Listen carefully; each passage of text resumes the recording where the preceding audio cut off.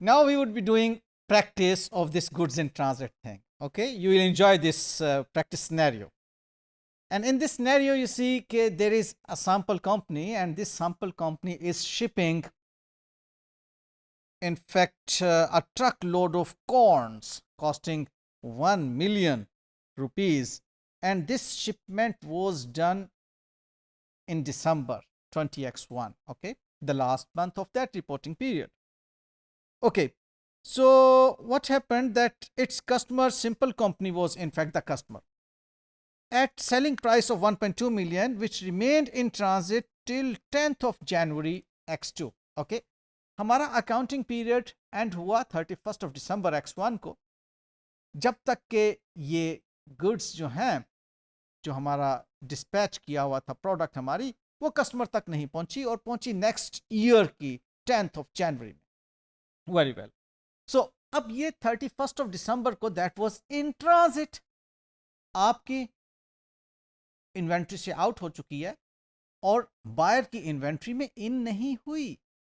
अब देखना यह है कि सेलर अगर इसकी शिपिंग कॉस्ट बियर कर रहा है तो क्या अकाउंटिंग एंट्रीज, और अगर बायर शिपिंग कॉस्ट बियर कर रहा है तो इसकी क्या अकाउंटिंग एंट्रीज होंगी. Let's look into it. Seller bears shipping cost and control has not been transferred to the buyer. Books of seller and books of buyer. Let's focus on books of seller only first. इधर focus रखिएगा अपना सारा. On like 31st of December when the goods were still in transit, हमें inventory को तो credit करना है. Okay, अब देखें इन्वेंट्री के साथ परचेजेस को भी मैंने क्रेडिट स्लैश किया हुआ है. यहाँ पर अगर हम परपेचुअल सिस्टम पे चल रहे हैं तो इन्वेंट्री को क्रेडिट करेंगे, अगर पीरियोडिक सिस्टम पे हम अकाउंटिंग कर रहे हैं तो फिर हम परचेजेस को क्रेडिट करेंगे. ये बात ज़हन में रख लीजिएगा. वेल, गुड्स इन ट्रांजिट जो हैं वो डेबिट करके हमने इन्वेंट्री को क्रेडिट कर दिया, इन्वेंट्री से आउट हो गई चीज़ हमारी, लेकिन हमें उसकी सेल्स रिकॉर्ड नहीं करनी टिल 31st ऑफ दिसंबर, क्योंकि हमारा कंट्रोल अभी ट्रांसफ़र नहीं हुआ. तो जब कंट्रोल ट्रांसफ़र होगा तो ये दो अकाउंटिंग एंट्रीज आप कर रहे होंगे. एक अकाउंटिंग एंट्री तो सीधी सीधी सेल्स की, accountable debit and sales credit, और दूसरी अकाउंटिंग एंट्री है कि आपने कॉस्ट ऑफ गुड्स सोल्ड को डेबिट करके अब गुड्स इन ट्रांजिट को क्रेडिट कर देना है. जो ये गुड्स इन ट्रांजिट है वो अब क्रेडिट होकर ख़त्म हो जाएगी.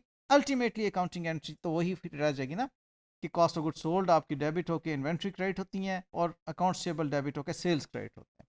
वेल, तो ये थी आपकी accounting for in the case when like the shipping cost was borne by the seller. Okay, books of seller में थी. Okay, accounting entry for goods in transit. अब देखिए आगे क्या है. अगर यही आप सिनेरियो लेते हैं बायर के पॉइंट ऑफ व्यू से, तो बायर को कंट्रोल ही नहीं मिला, वो क्यों कोई अकाउंटिंग एंट्री करेगा. तो कोई अकाउंटिंग एंट्री नहीं होगी टिल 31st ऑफ दिसंबर. जब बायर को कंट्रोल मिल रहा है वो परचेजेस को डेबिट करेगा और अकाउंट्स पेबल को क्रेडिट करेगा. अब यहाँ पर परचेजेस का डेबिट जो है, ये अगेन मैं आपको बता दूं, अगर पीरियोडिक सिस्टम पे आप अकाउंटिंग कर रहे हैं, और इन्वेंट्री का डेबिट है अगर परपेचुअल पे आप अकाउंटिंग कर रहे हैं. ओके, हमने पीरियोडिक और परपेचुअल को थोड़ा सा अगले एक मॉड्यूल में डिस्कस भी करना है, इसलिए टिल देन आप थोड़ा सा इसको सब्र में रहें कि पीरियोडिक और परपेचुअल में इन्वेंट्री या परचेजेस को हम किस तरह से ट्रीट कर रहे होते हैं. Well, so this was scenario A. अब सिनेरियो बी पर आते हैं. सिनेरियो बी में हमारे पास, well this is scenario B, जिसमें कि हमारी शिपिंग कॉस्ट जो है वो बायर ले रहा है.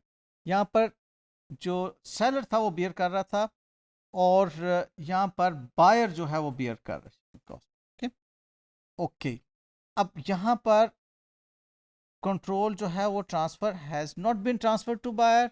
यहाँ पर आप देख रहे हैं has been transfer to buyer.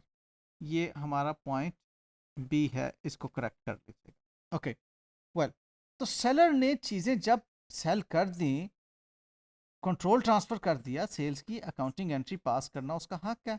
सीधी सीधी सेल्स की अकाउंटिंग एंट्री पास करेगा और इन्वेंट्री को अपनी कॉस्ट ऑफ गुड्स सोल्ड में क्लोज कर देगा. Straight forward. ओके, वेल, और बायर साहब क्या कर रहे हैं, वो क्योंकि अभी उन्हें गुड्स रिसीव नहीं हुई, वो फिर गुड्स इन ट्रांजिट को डेबिट करके अकाउंट्स पेएबल को अपनी लायबिलिटी बना रहे हैं और जब गुड्स रिसीव होंगी तो अकाउंट्स पेएबल तो उसका पहले क्रेडिट हो चुका, अब वो परचेजेस को डेबिट करके इन गुड्स इन ट्रांजिट को ख़त्म कर रहे होंगे। ये गुड्स इन ट्रांजिट को उसने क्रेडिट कर दिया। तो ये अकाउंटिंग एंट्रीज आपको गुड्स इन ट्रांजिट की समझ आ गई। फर्दर प्रैक्टिस आप ज़रूर कीजिएगा, आपके लेक्चर नोट्स के अंदर इसकी फर्दर प्रैक्टिस मौजूद है। बस ये बात ज़हन में रख लीजिए कि गुड्स इन ट्रांजिट आपके लिए करंट एसेट ही होती हैं और इसको इन्वेंट्री के इक्विवेलेंट समझा जाता है। लिहाजा जब हम बैलेंस शीट में करंट एसेट्स में इन्वेंट्री को प्रेजेंट करते हैं, soon after we present goods in transit as an asset, भले वो सेलर की बैलेंस शीट है, भले वो बायर की बैलेंस शीट।